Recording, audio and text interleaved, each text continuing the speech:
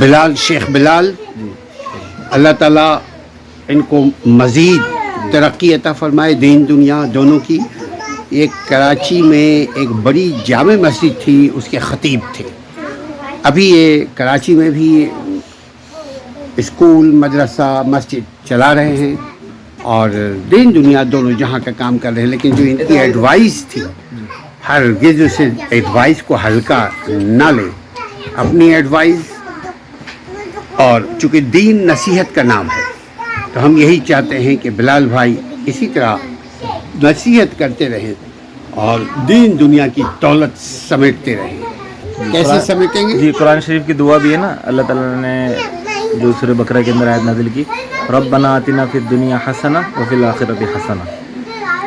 ہم یہی دعا مانگتے ہیں اور خانہ کعبہ میں جب جاتے ہیں وہاں پر بھی، جی، کہ اللہ تعالیٰ ہمیں دنیا کی بھی بھلائی دے اور آخرت کی بھی۔ تو دونوں ہی کی بھلائی نبی صلی اللہ علیہ وسلم نے مانگی ہے۔ ایسے نہیں ہو سکتا ہے کہ آپ بھکشو بن جائیں اور سادھو بن جائیں۔ یہ جو بت مت کے ماننے والے ہیں، ان کا یہ نظریہ ہے کہ جی، ان کا یہ نظریہ ہے کہ جی آپ دنیا سے کٹ جائیں تو پھر آپ اللہ سے قریب ہو سکتے ہیں۔ ان کا یہ کہنا ہے کہ اگر آپ کو بہت زیادہ گرمی لگ رہی ہے، گرمی کا موسم ہے، تو آپ دھوپ کے اندر چلے جائیں ننگے پاؤں۔ اگر سردی لگ رہی ہے، بہت زیادہ سردی ہے، تو پھر آپ ٹھنڈے پانی سے نہائیں۔ یہ جبکہ قرآن کریم سورہ نحل میں ایک سورہ نحل ہے، اس کے اندر اللہ تعالیٰ نے اپنے سارے انعامات گنوائے، وَمِنْ أَوْبَارِهَا وَأَشْعَارِهَا وَأَثَاثِهَا وَمَتَاعًا إِلَىٰ حِينٍ۔ پھر اس اللہ تعالیٰ نے فرمایا کہ اللہ تعالیٰ نے تمہیں خیمے بنانے کے لیے اللہ تعالیٰ نے ایسے آلات دیے، تم جانوروں کی کھالوں سے خیمے بناتے، تستخفونها یوم ذعنکم ویوم اقامتکم، پھر تم ان کو لے کر جاتے ہیں۔ آپ سورہ نحل کا ترجمہ پڑھیں تو آپ کو ساری وہ چیزیں ملیں گی جو دنیا کا جن سے تعلق ہے، اور اللہ تعالیٰ نے ان کے استعمال کرنے کو، ان کی یعنی ہمیں ہدایت کی کہ ہم ان کو استعمال کریں، اور اسی طریقے سے سورہ نحل کے اندر ہی وہ کریں گے۔ سورہ نحل کے اندر اللہ تعالیٰ نے فرمایا والخیل والبغال والحمیر لترکبوها وزینہ، کہ اللہ تعالیٰ نے گھوڑے، خچر بنائے، گدھے بنائے تاکہ تم سواری کرو۔ دو مقصد بیان کیے، ایک تم سواری کرو، دوسرا وزینہ، اور وہ خوبصورتی کے لیے۔ یعنی اس زمانے میں بھی اسلام نے اس چیز کو حکم دیا کہ آپ سواری استعمال کریں تو خوبصورت بھی ہونی چاہیے، اگر آپ کو اللہ نے گنجائش دی تو وہ اچھی ہو۔ پھر اللہ تعالیٰ نے فرمایا وَيَخْلُقُ مَا لَا تَعْلَمُونَ، اور تمہیں نہیں معلوم، یعنی جس زمانے میں قرآن شریف نازل ہوا کہ آنے والے وقت میں اللہ تعالیٰ کیا کچھ پیدا کرنے والا ہے۔ تو آج کل کی جو گاڑیاں ہیں اور ساری جو سہولیات ہیں، اگر کسی کو اللہ نے پیسے دیے ہیں، وہ افورڈ کر سکتا ہے، تو وہ لوگ کچھ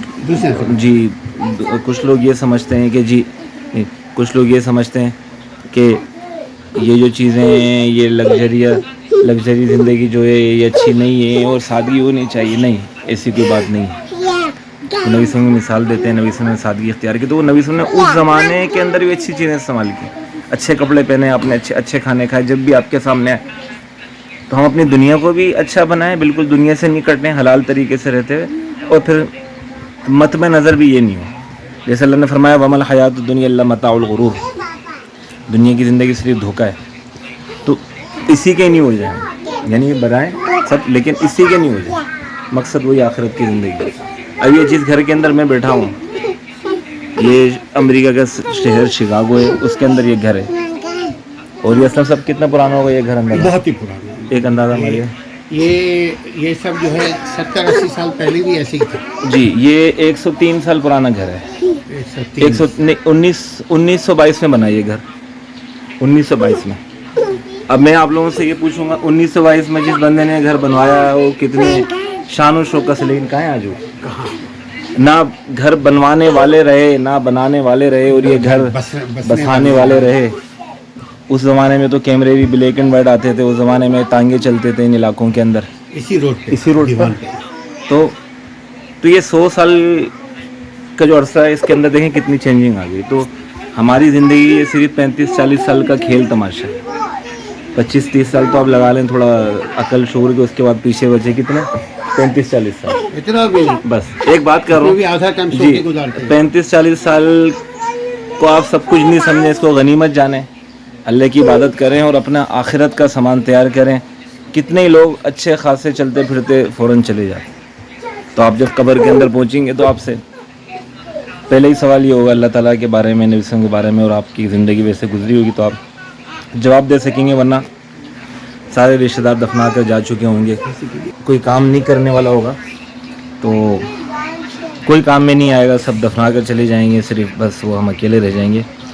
تو دنیا بھی اچھی گزاریں. اگر آپ کو اللہ نے پیسے دیے, آپ حلال طریقے سے پیسے کمائیں, اپنی دولت میں اضافہ کریں, رشتہ داروں کا خیال رکھیں, دنیا بھی اچھی گزاریں, اور اس کے ساتھ ساتھ اپنا ٹارگیٹ اور آخری منزل یہ نہیں ہو, مقصد وہی ہو. امام زمخشری رحمۃ اللہ علیہ غالباً انہوں نے تفسیر زمخشری لکھی. امیر ترین شخص تھے, ان کی اتنی زکوٰۃ ان کے علاقے میں پوری کافی ہو جاتی تھی, اتنی بڑی تجارت تھی. لیکن کئی سالوں تک 30 سے 40 سال تک کے تکبیر اولانی پہلی صف سے نماز انہوں نے نہیں چھوڑی. ہمارے یہاں وہ سر کھجانے کے ٹائم نہیں, یعنی لوگ بالکل فارغ, کوئی کام نہیں, اور وہ بہت زیادہ ٹائم ضائع کرو. تو میرے نزدیک آج کل ٹائم ضائع کرنے کا سب سے بہترین طریقہ جو ہے, کم از کم میرے نزدیک, وہ فیس بک پر آپ یوں کرتے ہیں اوپر کی طرف. میں 2016 سے فیس بک میری بند ہے. ہاں 2016 سے اچھا کام آپ کو کر رہے ہیں ٹھیک ہے, ورنہ میں نے کتنے ہی ماشاءاللہ جو ایسے لوگ جو دین کے لیے اپنے آپ کو وقف کر چکے تھے ان کو بھی دیکھا, وہ فیس بک پر اپنی انگلی سے نیچے سے اوپر دیکھتے رہتے ہیں, اور اس کے اندر ان کی ساری زندگی ضائع ہو جاتی ہے. تو اپنی زندگی کو تعمیری بنائیں اور اپنے اسکل بڑھائیں, لینگویج سیکھیں. جتنی زیادہ لینگویج آپ سیکھ سکتے ہیں اتنے ہی آپ کی دنیا میں دروازے کھل سکتے ہیں.